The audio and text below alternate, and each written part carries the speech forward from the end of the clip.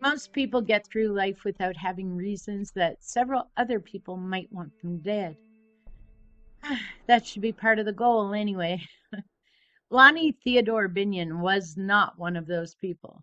There are so many people who might have wanted him dead, so many reasons that his case remains unsolved. Ted Binion was born in Texas but spent most of his life in Vegas. His father, Benny Binion, was a casino magnate. He owned Binion's Horseshoe Casino. His brother Jack became the president of the Horseshoe Casino at some point.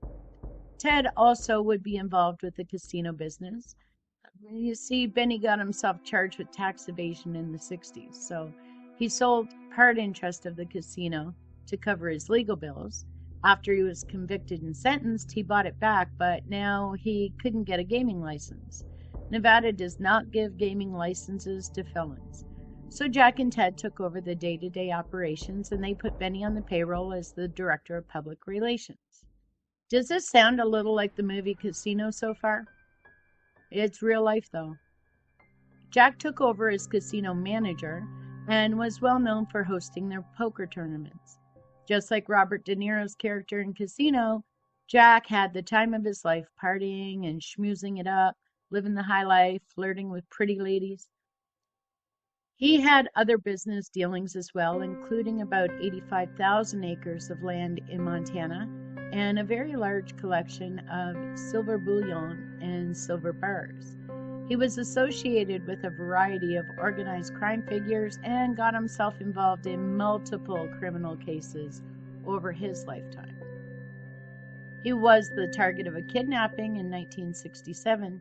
The man who allegedly plotted the deal was a cab driver and a petty criminal, Marvin Shumati, and he was found dead on the east side of Las Vegas at the base of Sunrise Mountain. The first of Ted's criminal problems was an arrest in 1986 for drug trafficking. That arrest made a little more public than was comfortable his connection to an organized crime member, Fat Herbie Blitzstein. The Gaming Control Board did not like that. They wanted no obvious connections between mob members and the casinos anywhere in Nevada ever. At least that's the perception they wanted the public to have. Binion was married with a daughter, but he also had a girlfriend, Sandy Murphy, who was a topless dancer at Cheetah's when they met. The whole girlfriend issue, well, it caused Binion's wife and daughter to move to Texas, so Murphy moves in with Binion. The Gaming Control Board starts believing that Binion is using Murphy as his bag woman. They've had enough of Binion and his antics and forbid him from any management roles in the Horseshoe. They also require regular drug testing of him. He responds by shaving off all of his body hair to avoid a hair test. Cute. Well, that gaming license gets suspended because he's just not complying with drug testing. Then it's revoked completely because Binion's hanging out with known felons. He was the first person to ever lose his license for that, but there it is. Sounds even more like Casino now, huh? Down in the basement of the casino was a vault that housed Binion's silver collection. People would start calling that the Binion Hoard. Well, now he can't be in the casino and he can't have any other business with the casino, so he has to move the hoard. He could have it moved to Montana on all those acres, but the family had sold the land. Where could it be? Well, we'll get back to that. On June 5th, 1997, there was a drive-by at Binion's house. Binion identifies Chance LeSueur and Benny Barron as the shooters. Who are they? We'll get to that as well.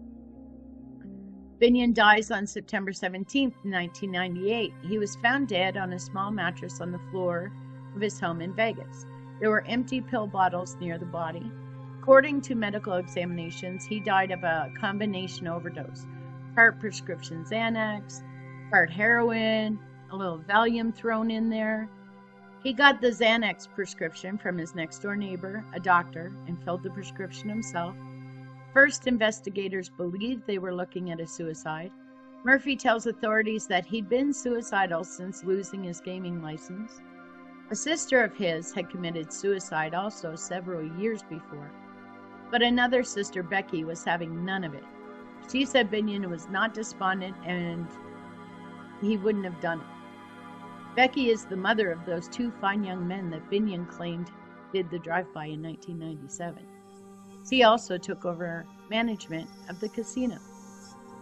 Homicide detectives get involved and they suspect foul play because of the way the heroin showed up in his system, and the medical examiner ruled Binion died of overdose. 8 months later, they reclassified the death as a homicide, given statements of witnesses who implicated Murphy and her boyfriend, along with other evidence from the estate attorney and the behavior of Murphy and her boyfriend before and after the death. Yep, she had a boyfriend. After Binion died, Nye County Sheriff's deputies found out that Binion had a 12-foot deep vault built out in the desert on a piece of property he owned in Parham, west of Vegas. The vault was said to contain 6 tons of silver bullion, a load of casino chips, paper money, and over 100,000 rare coins.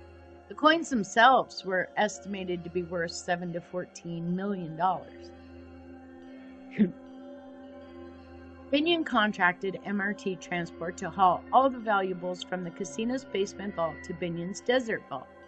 There were only 2 people who knew the combination to that vault, Binion and the owner of MRT Transport, Rick Tabish.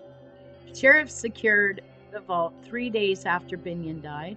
They found out that Tabish and 2 other men were trying to unearth the vault, and therefore the goodies inside, using an excavator and a dump truck.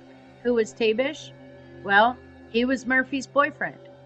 Oh, so much shadier now. In June 1999, Murphy and Tabish were arrested for murder, conspiracy, robbery, grand larceny, burglary. Well, with the whole trying to empty the vault, they seemed guilty as hell on the surface of it. The first trial began in 2000. The jury took an astounding 68 hours of deliberation and came back with guilty verdicts. Tabish was sentenced to 25 to life, and Murphy was sentenced to 22 to life. 3 years later, though, the Nevada Supreme Court overturned those convictions. The judge made some errors in jury instructions and in allowing Tabish to be tried on unrelated charges at the same time as the murder and burglary case. They were retried and acquitted for murder. They were convicted of burglary and grand larceny, though, because, well, they were after the man's money. That wasn't the end of it, though. Binion also hid millions of dollars of money and goods around his home in Vegas. It wasn't all just in that desert vault. All of that went missing. Rumor has it that the treasures that were in the house were buried under weird mounds that were found in the front and backyards of the house. Eventually, some of the silver that had been located in the vault was given to Binion's daughter, who sold a lot of it. The bunch, though, remains unclaimed at the courthouse in Vegas, and in 2019, a former ranch hand for Binion was charged for trying to dig up the property in a search for Binion's hoard in the desert. It wasn't his first arrest. He was trying to do the same thing in 2017. And to this day, if there was in fact buried treasure associated with Ted Binion, it has not been found. Thanks for listening. If you're enjoying these videos and want more, don't forget to subscribe and turn on your notifications so that you don't miss any videos. Thank you for watching. We really appreciate it.